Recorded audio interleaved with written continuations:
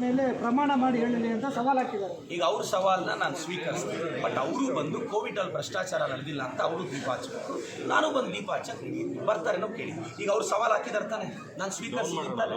ನನ್ನ ಸವಾಲು ಇಷ್ಟೇ, ಅವ್ರು ಕೋವಿಡ್ ಟೈಮಲ್ಲಿ ಭ್ರಷ್ಟಾಚಾರ ಮಾಡಿಲ್ಲ, ಒಂದು ಚೂರು ಅವ್ಯವಹಾರ ನಡೆದಿಲ್ಲ ಅಂತ ಬಂದು ಅವ್ರನ್ನ ದೀಪ ಹಚ್ಚಕ್ಕೆ ನಾನು ಬಂದು ದೀಪ ಹಚ್ತೀನಿ. ಸರಿ, ಅವರು ನಿವೇಶನ ವಿಚಾರದಲ್ಲಿ ಸರ್ ಅವ್ರು ಸವಾಲು ಹಾಕಿದಾಗ ನಾನು ಹಾಕಿದಾಗ ಅದು ಕೇಳಬೇಕಲ್ಲ. ಈಗ ನಾನು ನಿವೇಶನ ಫೇಕು ಅಂತ ನಾನು ಪ್ರೂವ್ ಮಾಡೋಕ್ಕೂ ರೆಡಿ ಇದ್ದೀನಲ್ಲ. ಈಗ SIT ತನಿಖೆಗೆ ನಾವು ಆದೇಶಿಸ್ತೀವಿ, ನಾವಂತೂ ಸುಮ್ಮನೆ ಬಿಡಲ್ಲ, ನಾವು ರೆಡಿ ಇದ್ದೀವಲ್ವಾ. ನಾನು ಬರಕ್ಕೆ ರೆಡಿ ಇದ್ದೀನಲ್ಲ, ಅವ್ರನ್ನೂ ಬಂದು ಪ್ಯಾರಲಿ ನನ್ನ ಜೊತೆನೇ ನಿಂತ್ಕೊಳ್ಳೋಕೆ ಹೇಳಿ. ದೀಪದಿಂದ ದೀಪವ ಹಚ್ಚಬೇಕು ಮಾನವ ಅಂತ ಒಂದು ಸಾಂಗ್ ಹಾಕೊಂಡು ಹಚ್ಚೋಣ, ಬರಕ್ಕೆ ಹೇಳಿ ಅವ್ರನ್ನ. ಸಿನಿಮಾ ಡೈಲಾಗ್ ಹೇಳ್ಕೊಂಡು ರಾಜಕಾರಣ ಮಾಡೋಕ್ಕಾಗಲ್ಲ. ಅಂದರೆ ಇದೇ ದೊಡ್ಡ ಮೂವಿನ ಇಲ್ಲಿ ಆಡಿಯೋ ಎಲ್ಲ ಲಾಂಚ್ ಮಾಡಿ ಇವ್ರು ಸಿನಿಮಾ ಡೈಲಾಗ್ ಹೇಳಲಿಲ್ಲ.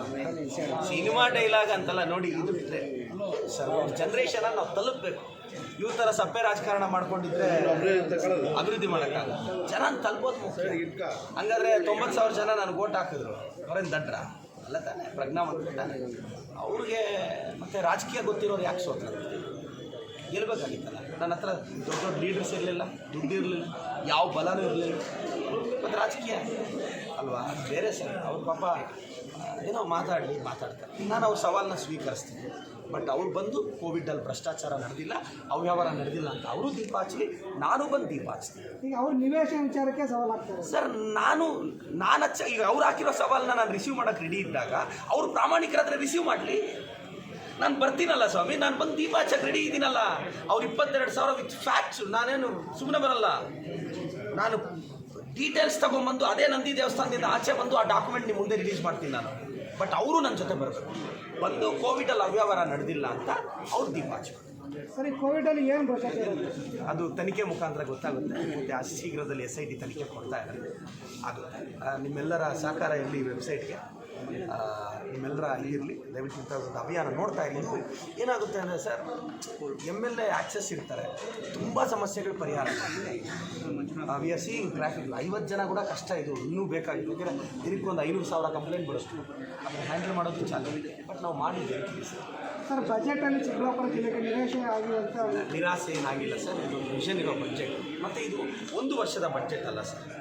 ಈಗ ಆಗಸ್ಟಿಂದ ಸ್ಟಾರ್ಟ್ ಆಗಿ ಫೆಬ್ರವರಿಗೆ ಬಂದಿದೆ ನೋಡಿ. ಶಿಡ್ಲಘಟ್ಟಗೆ 75 ಕೋಟಿ, ನಂದಿ ದೇವಸ್ಥಾನಕ್ಕೆ ಲೈಟಿಂಗು, ಸೌಂಡ್ ಸಿಸ್ಟಮ್ ಹಾಕ್ಕೊಟ್ಟಿದ್ದಾರೆ. ಎತ್ತಿನ ಹೊಳೆ ಪ್ರಾಜೆಕ್ಟ್ನ ಇನಿಷಿಯೇಟ್ ಮಾಡ್ತಿದ್ವಿ, 21,000 ಕೋಟಿದು. ಹಂಗೆ ನೋಡಿದ್ರೆ ಹೈಯೆಸ್ಟ್ ಅನುದಾನ ನಮ್ಮ ಕೋಲಾರ ಚಿಕ್ಕಬಳ್ಳಾಪುರಕ್ಕೆ ಬಂದಿರೋದು. ಮತ್ತು ಹೈವೇಗೆ ಮಾಡಿದ್ದಾರೆ. ಇದೆಲ್ಲ ಆಗಿರೋದ್ರಿಂದ ಸೊ ಮುಂದಿನ ದಿನಗಳಲ್ಲಿ ಇನ್ನೂ ಹೆಚ್ಚಾಗಿ ನಾವೀಗ ಯಾಕೆ ಶಿಡ್ಲಘಟ್ಟಕ್ಕೆ 75 ಕೋಟಿ ನಾವು ತಂದಿದ್ದೀವಿ. ಯಾಕೆ ಅಂದರೆ ರೇಷ್ಮೆ ಮಾರುಕಟ್ಟೆ ಡೆವಲಪ್ ಆದರೆ ನಮ್ಮೆಲ್ಲ ಭಾಗದ ರೈತರಿಗೆ ಅನುಕೂಲ ಆಗುತ್ತೆ. ಈ ವಿಷಯ ಇದು ಅದ್ರ ಬದಲು ನಾವು ನಮ್ಮ ಚಿಕ್ಕಬಳ್ಳಾಪುರಕ್ಕೋ, ಚಿಂತಾಮಣಿಗೋ, ಬಾಗೇಪಲ್ಲಿಗೆ ಹಾಕ್ಕೊಬೋದಾಗಿದೆ. ನಾವು ಒಂದು ವಿಷನ್ ಇಟ್ಕೊಂಡು ಹೋಗ್ತಾ ಇದ್ದೀವಿ ಸರ್, ಅಭಿವೃದ್ಧಿ ಇಟ್ಕೊಂಡು ಹೋಗ್ತಾ ಇದ್ದೀವಿ. ನಾವೆಲ್ಲೂ ಸ್ವಾರ್ಥ ನೋಡ್ತಿಲ್ಲ ಅಲ್ವಾ. ಶಿಡ್ಲಘಟ್ಟದಲ್ಲಿ ನಮ್ಮ MLA ಇಲ್ಲ, ನಾವು ಸ್ವಾರ್ಥ ನೋಡಿದರೆ ಬಿಡುಗಡೆ ಮಾಡಿಸ್ತಿದ್ವಾ? ಥಿಂಕ್ ಮಾಡಿ ಸರ್. ನಾವು ಈ ವಿಚಾರದಲ್ಲಿ ರಾಜಕೀಯ ಮಾಡ್ತಿಲ್ಲ ಸರ್. ಇದು ಅದಲ್ಲ, ರೈತರ ಅಭಿವೃದ್ಧಿ ಮುಖ್ಯ. ನಾನು ಒಂದು ಒಳ್ಳೆಯ ಸಂದೇಶ ಕೊಡೋಕ್ಕೆ ಬಯಸ್ತೀನಿ. ದಯವಿಟ್ಟು ಎಲ್ಲರೂ ಜೊತೆಯಲ್ಲಿ ಹೋಗೋಣ. ನಾನೆಲ್ಲ ಪಕ್ಷದ ಕಾರ್ಯಕರ್ತರು ಹೇಳ್ತೀನಿ, ಜನ ನನಗೆ ಆಶೀರ್ವಾದ ಮಾಡಿದ್ದಾರೆ, ನಿಮ್ಮ ಸಹಕಾರ ಕೊಡಿ ಸರ್. ನಾನು ಯಾರಿಗೂ ತೊಂದರೆ ಕೊಡಲ್ಲ. ಈ ವೆಬ್ಸೈಟ್ನ ನಿಮ್ಮ ಕಂಪ್ಲೇಂಟ್ ಯಾರಿದ್ರೂ ಹೇಳಿ, ದಯವಿಟ್ಟು ಯಾರು ಕಿತ್ತಾಡೋದು ಬೇಡ, ವಿಮರ್ಶೆ ಮಾಡಿ, ನಾನು ಒಪ್ಕೊತೀನಿ. ಕನ್ಸ್ಟ್ರಕ್ಟಿವ್ ಕ್ರಿಟಿಸಿಸಮ್ ನನ್ನ ವಿರುದ್ಧ ಪ್ರೆಸ್ ಮೀಟ್ ಮಾಡಿ, ನನ್ನನ್ನು ಬೈರಿ, ಪ್ರಶ್ನೆ ಮಾಡಿ, ಬಟ್ ಅದರ ಆಚೆ ಸ್ನೇಹಿತರಾಗಿ ಉಳಿಯೋಣ ಅನ್ನೋದು ನನ್ನ ಸಂದೇಶ. ಬೀದಿ ಬದಿ ವ್ಯಾಪಾರಸ್ಥರಿಗೆ ನಾನು ಕಟ್ತೀನಪ್ಪ ನೋಡು. ಈಗ ಅವ್ರು ಮಾಡಿದ್ದಾರೆ, ಬೀದಿ ಬದಿ ವ್ಯಾಪಾರಿಗಳಿಗೆ ಅವರು 11-12 ಲಕ್ಷ ಕರೆದಿದ್ದಾರೆ. ಅದು ನನಗೆ ಟೆಂಡರ್ ಕ್ಯಾನ್ಸಲ್ ಮಾಡಿಸ್ತಿದ್ದೆ.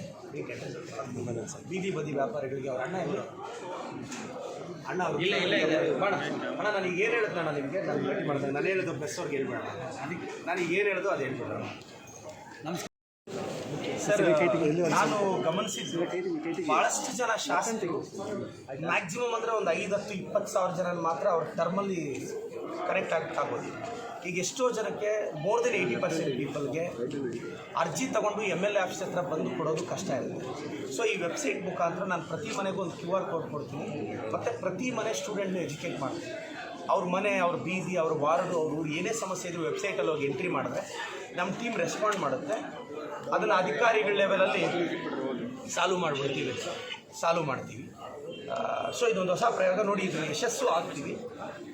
ಒಂದು 50 ಜನ ಅಂದರೆ ಟೋಟಲ್ 100 ಜನ ಶಿಫ್ಟ್ ವೈಸ್ ಈ ವೆಬ್ಸೈಟ್ ಮೇಲೆ ವರ್ಕ್ ಮಾಡ್ತಾರೆ. ನೀವೇನೇ ಸಮಸ್ಯೆ ಹಾಕಿ ನಮ್ಮ ಟೀಮಿಂದ ನಿಮ್ಗೆ ಕಾಲ್ ಬರುತ್ತೆ. ಕನ್ಸರ್ನ್ ಡಿಪಾರ್ಟ್ಮೆಂಟ್ ಕೆಲಸ ಆದರೆ ಎಸ್ ಅಂತೀವಿ. ಆಗಲಿಲ್ಲ ಅಂದರೆ ಯಾಕೆ ಆಗಲಿಲ್ಲ ಅಂತ ನಿಮಗೆ ರೀಸನ್ ಬರೆದು ಕೊಡ್ತೀವಿ. ಸರ್ ಈ ಕಾರಣಕ್ಕೆ ಕೆಲಸ ಆಗ್ತಿಲ್ಲ, ಬಿಕಾಸ್ ಕಾನೂನು ತೊಡಕಿದೆ, ಆಗ್ತಿಲ್ಲ ಅಂದರೆ ಎಸ್ ಸರ್ ನಾವು ಕ್ಲಿಯರಾಗಿ ಹೇಳ್ತೀವಿ.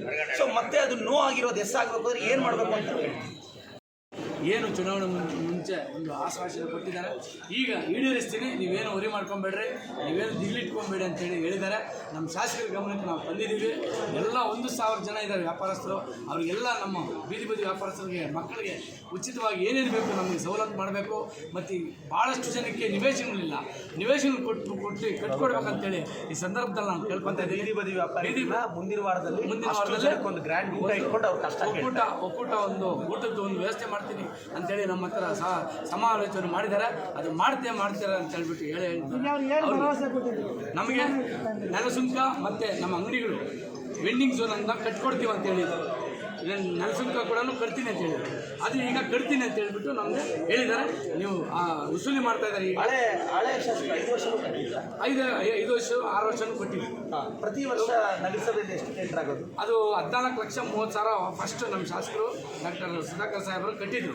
ಮತ್ತೆ ಅದನ್ನು ವಿಚಾರನೇ ಬರಲಿಲ್ಲ. ನಾವು 6 ವರ್ಷದಿಂದ ಡಾಕ್ಟರ್ ಸುಧಾಕರ್ ಸಾಹೇಬರು ಇದ್ದಾಗ ಕಟ್ಟೇ ಇಲ್ಲ.